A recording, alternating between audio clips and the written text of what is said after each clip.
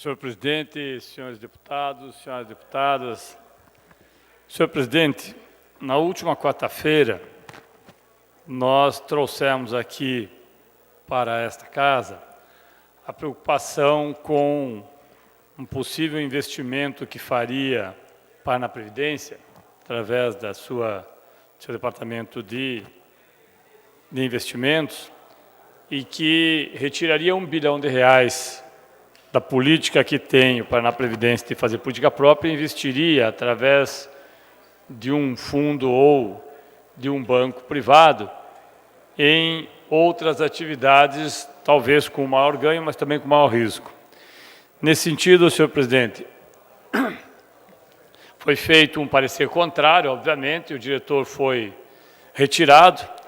Eu questionei aqui o porquê do afastamento do diretor e, obviamente, que não tivemos resposta, embora nós já tivéssemos algumas informações do porquê desse afastamento. E eu trago aqui, senhor presidente, algumas informações que me parecem pertinentes a esse caso, porque eu tenho um pedido de informações feito e apresentado hoje à mesa diretora e que será, obviamente, analisado ao término desse expediente, mas, nesse sentido, alguns esclarecimentos do porquê, senhores deputados, de não ter sido aceito o pedido feito para que o Paraná Previdência mudasse a sua forma de fazer investimento. Primeiro, que a Diretoria de Finanças e Patrimônio, que encaminhou o protocolo à diretoria jurídica, solicitando que fosse feito essa alteração, teve uma resposta que diz que, nos termos do credenciamento, consiste em ferramenta que condiz com os princípios da licitação, devendo, todavia, atender também às regras fixadas na portaria 519 do Ministério da Previdência Social, com o meio de oferecer segurança para a execução política anual de investimentos da RPPS, que é o regime próprio da Previdência Social.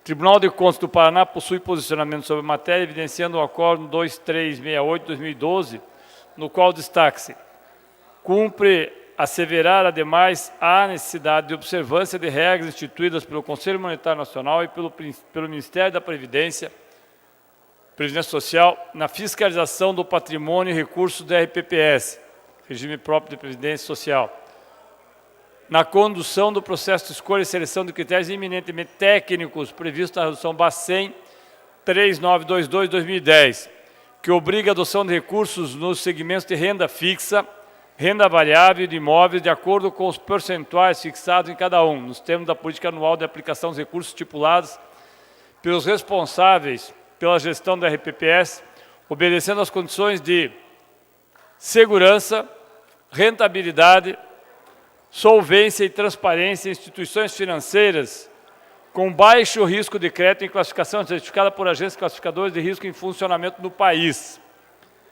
Na sequência, ainda fala sobre o processo de credenciamento, mas diz também: não obstante a necessidade de se dar atendimento ao formalismo acima indicado, e abstraída a necessidade de se emitir parecer após a formalização do procedimento nos termos da legislação da regência, por oportuno, procedemos a algumas considerações em face à minuta digital já encartada no presente feito, que poderão ser consideradas pela área requisitante e pela comissão licitante, ainda na fase interna do certame.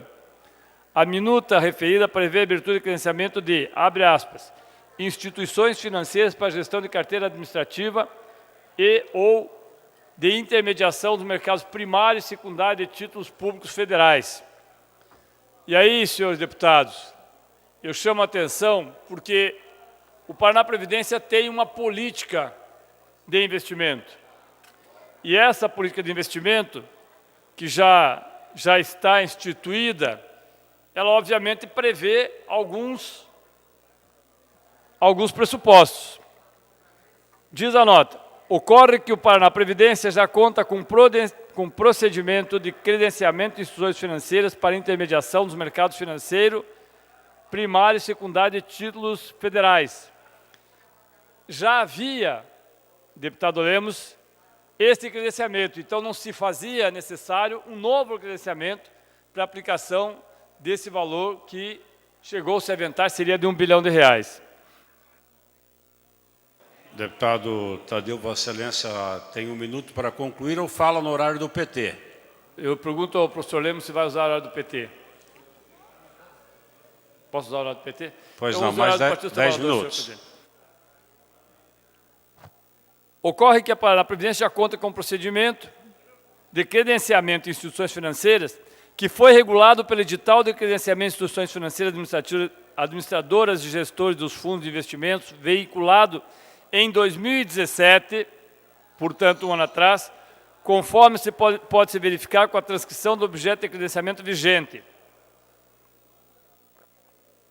Objeto: credenciamento de instituições financeiras, administradores e gestores de fundos de investimentos que estejam autorizados, nos termos da legislação em vigor, a atuar no SFN, Sistema Financeiro Nacional, observando-se integralmente as normas que regulamentam as aplicações de recursos de regime próprio de Previdência Social no mercado financeiro nacional, em especial estabelecido pelo Conselho Monetário Nacional, e no que couber as leis federal e estadual de licitações e contratos. Nesse contexto, não se vê motivações para a veiculação de novo edital com o mesmo objeto. Não obstante, considerando que a minuta em comento prevê, como destacado, a possibilidade de gestão de carteira administrada, é certo que, embora a Resolução CMM 39224 e a Portaria do Ministério da Previdência Social 5195 prevejam tal possibilidade, é necessário se ter em conta que essa opção deve estar previamente definida. Deputado Maurício Requião, o Paraná Previdência, quando tentou fazer essa alteração para aplicar R$1 bilhão fora daquilo que está sendo aplicado e levar, não se sabe por qual órgão financeiro, não levou em conta nesse pedido e fez a exoneração, segundo consta, porque a pessoa negou a possibilidade de ser feito isso, não levou em conta que é necessário ter em conta que essa opção deve estar previamente definida na política de investimentos anual a ser estabelecida antes do exercício a que se referia a qual, nos termos da Resolução Bacen 3922/2010, que deve ser aprovada pelo Conselho de Administração. Ora, o que o Paraná Previdência tentou, ao solicitar um parecer favorável para mudar a sua aplicação de cerca de R$1 bilhão em outra instituição financeira, é desconsiderar aquilo que já havia sido anteriormente aprovado, inclusive, previamente aprovado, inclusive na sua política de investimentos. Política de investimentos essa que visa estabelecer que o Paraná Previdência deve adotar gestão própria dos seus investimentos, portanto, não prevê a terceirização disso. Não prevendo a possibilidade de terceirização, não havia como fazer, obviamente, a transferência de R$1 bilhão dos fundos onde estão aplicados os valores para a Previdência para, sabe-se lá, qual banco, qual fundo ou qual investidora. A Paraná Previdência adota atualmente um modelo de gestão própria de seus investimentos, onde as aplicações são realizadas diretamente pela instituição. Mas o modelo poderá vir a ser misto, ou seja, parte por gestão própria e parte por gestão de entidade autorizada e credenciada nos termos de legislação em vigor, para exercício profissional da administração das carteiras. Desta forma, ainda que seja explicitado pela política de investimentos para a Previdência, que o modelo de gestão possa vir a ser misto, o texto legal é claro ao determinar que o modelo de gestão deve ser definido antes do exercício que se referir. Não entendo como, professor Lemos, que a semana passada, ou há 15 dias atrás, há 4 meses antes do término do mandato da atual governadora, se tenha tentado fazer com que o Paraná Previdência mude a sua política de investimentos, e nós estamos falando de R$1 bilhão, nós estamos falando de 100 mil, de 50 mil, de 1 milhão, nós estamos falando de R$1 bilhão, que se pretendia, caso houvesse parecer favorável, retirar das carteiras onde estão investidos os valores e aplicar através de outro banco ou de outra instituição financeira em outro tipo de papel. Conclui, obviamente, o parecer. Considerando o exposto, podemos concluir que o procedimento pauta para o credenciamento destinado à gestão de carteira administrativa, previsto na minuta do edital analisado, deve ser adotado os seguintes procedimentos preliminares: elaboração do parecer técnico pela área, que detém expertise com justificativa na motivação, necessidade de alteração da política de investimento para a Previdência. E a aprovação pelo Conselho de Administração e, obviamente, a autorização da abertura do procedimento do credenciamento do Conselho Diretor. Desta forma, senhor presidente e senhores deputados, nós estamos apresentando um pedido de informações, porque aqui, deputado Evandro, trata-se de um valor que não é do governo. Não era do governo Requião, não era do governo Richa e tampouco é do governo Cida Borghetti. Nós estamos falando de um fundo de previdência que é dos trabalhadores do Estado do Paraná, funcionários públicos do Estado do Paraná, que já estão sendo, a cada mês, todos os meses esse fundo está sendo tirado, ou seja, estão sendo retirados todos os meses cerca de 163 milhões de reais. O Paraná Previdência já perdeu cerca de 4 bilhões de reais desde que foi adotada a lei aqui no dia 29 de abril de 2015. E nesse pedido de informações, nós solicitamos que seja informado o seguinte: conforme divulgado, a proposta recebeu parecer contrário do então diretor jurídico, senhor Mauro Ribeiro Borges, que após o posicionamento contrário, a medida foi exonerado do cargo pela governadora Maria Aparecida Borghetti, governadora Cida Borghetti. Neste contexto, requerem saber quais os termos da referida proposta. Ou seja, quem fez a proposta para se retirar R$1 bilhão do Paraná Previdência, o que propunha? Encaminhar cópia integral do documento. Qual a corretora privada faria a gestão de investimentos? Aqueles que são servidores públicos estão nos vendo, estão nos ouvindo, além daqueles que são servidores públicos aqui da Assembleia Legislativa e que estão no Paraná Previdência, obviamente também tem interesse em saber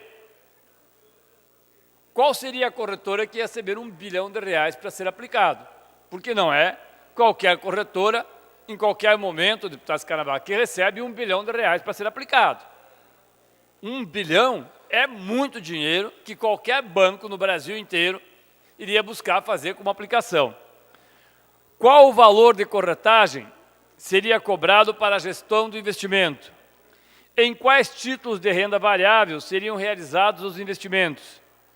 Qual a rentabilidade desses títulos?